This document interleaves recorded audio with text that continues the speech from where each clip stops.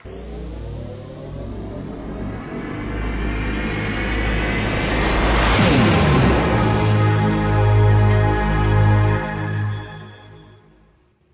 and welcome to Live Now, where we are building technology together. My name is Ben Friedman, and today we're continuing in our series of videos on how technology companies are managing during the current COVID-19 crisis. One question that's been brought into the spotlight is the debate over having on-premise equipment versus using items in the cloud. And so today we're joined by someone we're going to have that discussion with. We're joined by John Pannell from Digital Sense. John, thank you so much for joining us today. I really appreciate that. But before we get into the questions, you're over there in Brisbane, Australia. How are you? How's your family? How are things on that side of the world?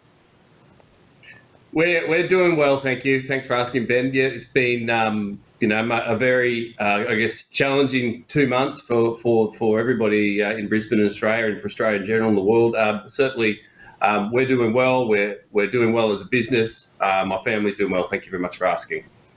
That's good. That's good. So we've definitely seen a shift to remote working over here, the technology companies that we have talked to. I know you guys are a fairly small company, employee count-wise. Have you had to switch all to remote networking, or were you already there? What's the situation been like for Digital Sense? Yeah, so I think we were quite fortunate as a business because for the most part we've been able to continue doing things as normal. In this tough situation. We implemented our BCP strategy about 1.5 months ago now. So that transition for us went quite seamlessly. As an organisation, one of our key capabilities is around remote working solutions, and we live and breathe that solution as part of our day-to-day life. So we were already leveraging this, and being able to go and transition to the work from home was, I guess, made a lot more simpler by this. As a cloud service provider, our cloud operates remotely, so for our support staff, this has again been a relatively simple transition. And with our data center part of our organisation, we've implemented protocols, etc., to deal with the COVID-19. But for the most part, it's business as usual for the customers. Certainly, look, we're leveraging communication, video, online as much as possible, both with our staff and with our customers, to keep interactions up. And I guess as we look at our employees, we've implemented an additional engagement program we call DS Thrive, which is basically making sure that these staff who are now all remotely working feel supported, they feel engaged in this uncertain time. And I think it's important that in that, especially for the individuals, to understand everyone's got a unique family situation. Some have children. How do we make them stay positive? How do we acknowledge those mental and physical challenges of working in that environment? And we're generally really proud of the team. That's fantastic. So you guys are, as you say, a cloud services provider. A lot of companies are talking about moving to the cloud. It's the buzzword of the last couple of years. Some companies, of course, still require on-premises equipment, so they are looking at private clouds. I know you guys are an expert in not only that, but hybrid clouds, combinations of the two. Have you seen any transitions there? Are people now moving more towards hybrid cloud or more towards public clouds? Where has that balance shifted, do you think? Yeah, I think we're certainly being forced to rethink that, like the timeframes attached to some of those strategies. Being remote from a working has certainly made organisations probably look to ways to digitise the employee experience, digitise the workflows against the organisation, and that for us has definitely seen more consumption as software as a service and cloud services, be they public or be they sort of specialised clouds like the Digital Sense offers. Do you think, there's a lot of talk around companies that had security requirements for on-premises equipment. Has that changed at all, do you think? Hospitals, what have you, banking institutions, companies that previously had resisted moves to the cloud, will that change now? I think one of the things that it's in forcing people to work this way, it's forced people to rethink about the policies and the strategies attached to it. We've had to go, you take healthcare, we've had to support, people in this environment. So definitely we've seen from a top down, I guess, where there had been resistances to some of the adoptions of these policies and practices, the forcing of it's definitely enabled them to see the value out of that, some of that remote working, the value of the digitization of processes. So, Yeah, I think absolutely. From some of the areas where security was a blocker, it's certainly not gone as a requirement, but they're more open to how we're going to do this effectively. Right, very interesting. So tell me, what parts of the IT enterprise spectrum do you think are going to see a boost from this, and which parts are maybe going to fall away and end up being less adopted? Let me give an example. In previous conversations, one thing that's come up has been VDI, virtual desktops. They've had trouble catching on in the past, and yet now it seems like there's a lot of interest in virtual desktops. So that might be something that maybe its time has come. Are you seeing that? And what other segments of the technology do you think are going to be the winners out of this? Yeah, well, I guess probably the areas in terms of IT workers and IT verticals are those that have been most impacted, are those directly attached to the industries that have had, restrictions put upon them, such as the travel, the hospitality, and those service. What we've probably seen is suppliers attached to that, smaller suppliers with traditional business models have had a short win. They've had win supplying equipments and solutions that enable businesses to physically move their workforces remotely. But absolutely, what we're now seeing is this sort of what's becoming the new norm of operation, this remote workforce, and digitisation process, and absolutely, virtual desktop is, I think, maybe having its second life. Right. But I think it's more than just the virtual desktop. It's really, how do I make that user in an online sense effective? So the collaboration tools, the taking of what might have been a physical process and bringing that into the digital world.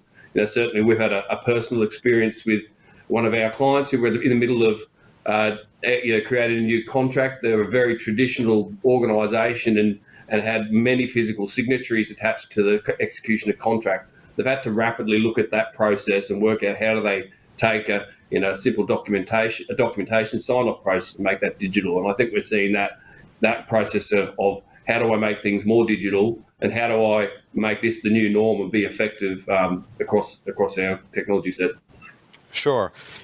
John, you're in sales over there, and obviously it's been a wonderful thing for cloud service providers. They've obviously signed up a lot of new customers during this time, and that's more revenue for them. That's great. But one thing that I think that possibly goes unnoticed is the stress and pressure that this puts on the networking teams at the actual cloud service providers, at the data centers, at the public cloud locations. You've got network engineers and network operations centers that are experiencing a flood of traffic and a flood of new customers and a flood of bandwidth and data. What have you seen there from your service providers, the people that provide you with your cloud and your data center services? Are they handling it well? Have they seen that bump up in bandwidth, and how are they managing that level of stress?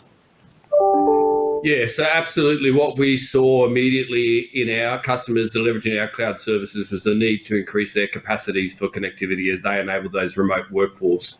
I think generally speaking, once we got the carriage inside the cloud, as inside Digital Census cloud services, and I can't speak directly for some of the larger ones, but a lot of what we've seen, at least in Australia, has been more the connectivity from the user inbound.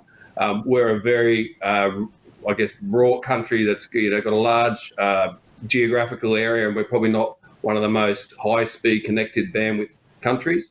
So certainly the stress has been more from the user's home into the service providers than it has been within the core of the network. That's definitely, we've seen stress there.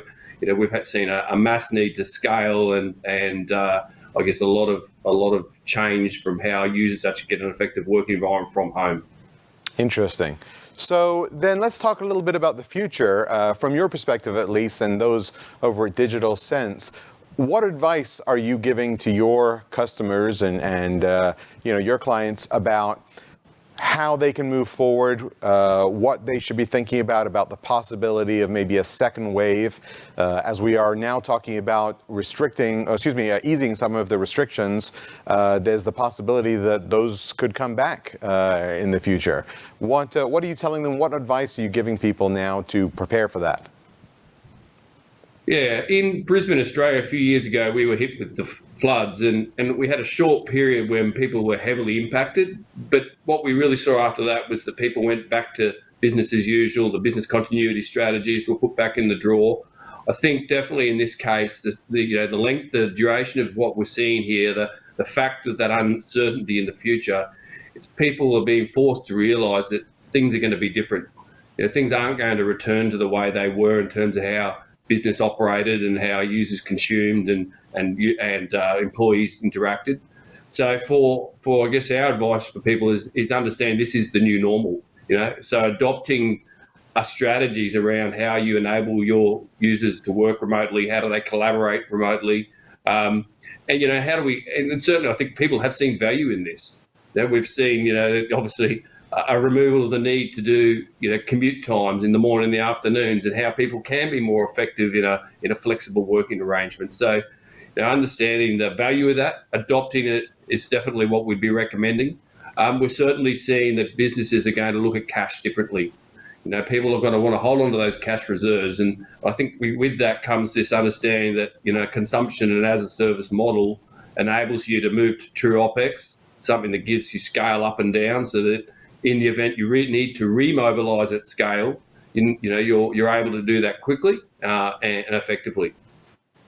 Yeah, those are some sobering thoughts, I think, and probably good advice as well. Last question then for you, John. If people want to find out more about Digital Sense and the sort of solutions that you offer, where could people go and what sort of resources do you have for them? Terrific, yeah. So we'd love to help people out. Our website's www.digitalsense.com.au. You can also email us at engage@digitalsense.com.au.